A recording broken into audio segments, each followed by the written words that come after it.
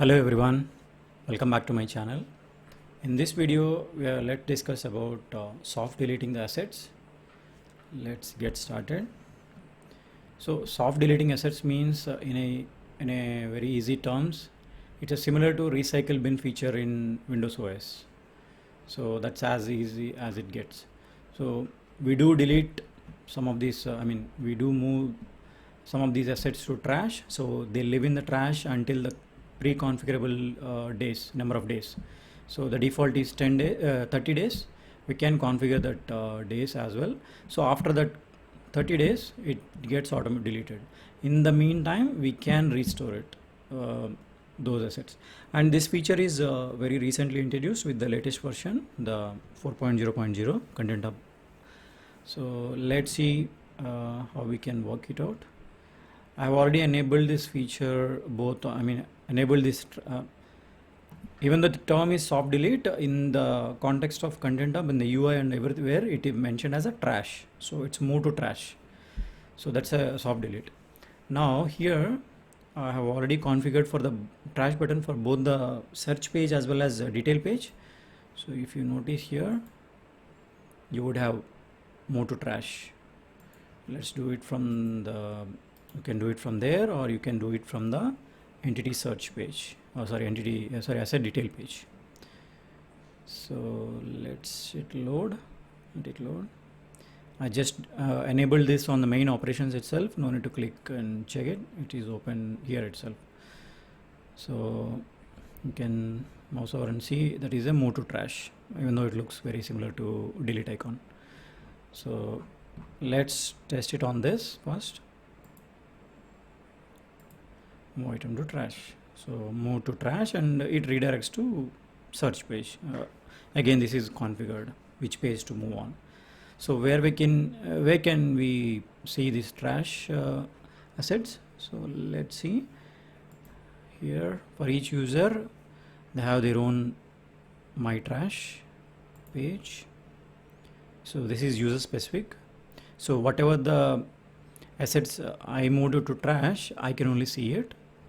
Super users have a different page, but I can only see the my trash page.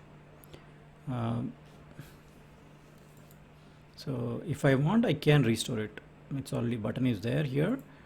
You can restore it from here, or you can select and refresh. Let's restore it here. So it's already gone, and also you see here item trash will permanently deleted after 30 days. Again, this is configurable from the settings. So if I go here, nothing changes because it just sits as it is. Let's see how can we do this from the UI, from the code. Little bit explanation here. This is not like your standard delete. So what exactly are we doing here? I did checked in APIs, but there is no mention of any specific trash specific method. But it is kind of an update only, because it is when we trying to move to trash, it is only changing the final lifecycle status of asset. So if we change that from the code, that should work. So in the taxonomy, final lifecycle status taxonomy, they have introduced one thing which is a deleted. So if we use that deleted option and set this asset to that status, then it should move to trash. Let's quickly test that. So soft delete asset by ID, just let it, I just restructured a little bit. Delete, I grouped it here. So soft delete 10. I need an ID. So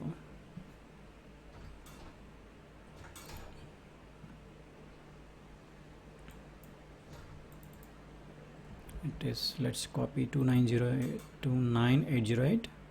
So the option is 10, soft delete asset by entity ID. Obviously I need an entity ID, so I'm typing 10, and please input entity ID to soft delete. So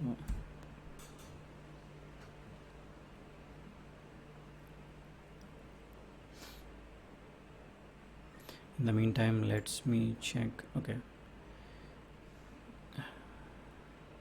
yeah, let it load. So Notice here it says it, I mean entity with ID is soft delete is successful, but I cannot see here. Why?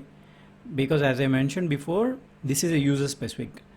So if this specific user has moved that asset to trash, then only then the same person can see it, same user can see it. But remember it, like long time back when we first created this web client SDK project, we created a new API client, I mean kind of a API user. So but here I have now logged in as my user. So in this case, how can we see it? Either I need to log in with API username and password, the credentials, or super users have different page to check. So let's go to that super user page. For that, need to go to manage section, and there is a trash page available. So that's a global. Anybody, super users can see it, irrespective of which user has moved that to trash. So this is a trash page. Let's go here. This is admin specific.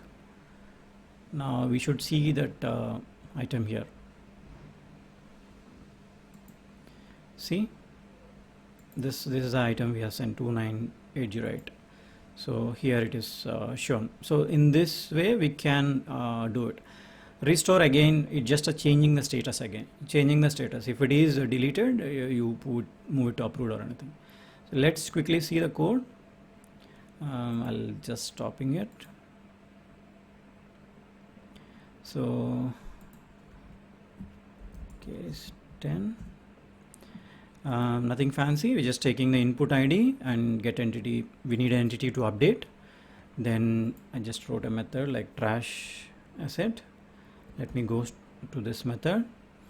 So observe this. This is just like an update entity, except that we are updating the final lifecycle status. So final lifecycle deleted. I'm just getting entity by identifier. So this is a new method I just wrote. Let me just quickly show you. Nothing fancy. We are just building a query, passing an identifier and getting a single ID async. We don't want anything else. We just need an ID here. We don't want full entity, no use of entity. All we need is the that final lifecycle deleted entity ID, the taxonomy ID. So I'm getting that here. Sorry, trash. So here we are passing this identifier. This is the new identifier introduced in version 4, and final lifecycle deleted. And we got the relation from the entity, and we are assigning the deleted value here. So, and save is common. It's just that update. It's all it is doing is updation. So this is what in this way we can move the assets to trash. Remember one thing, custom entities cannot be trashed, cannot be soft deleted. Only assets can be soft deleted. You can see the reason, because this is only enabled for the M final lifecycle status, which is only for the assets, not for your custom entities. So this only supports assets, it will not support any other custom entities.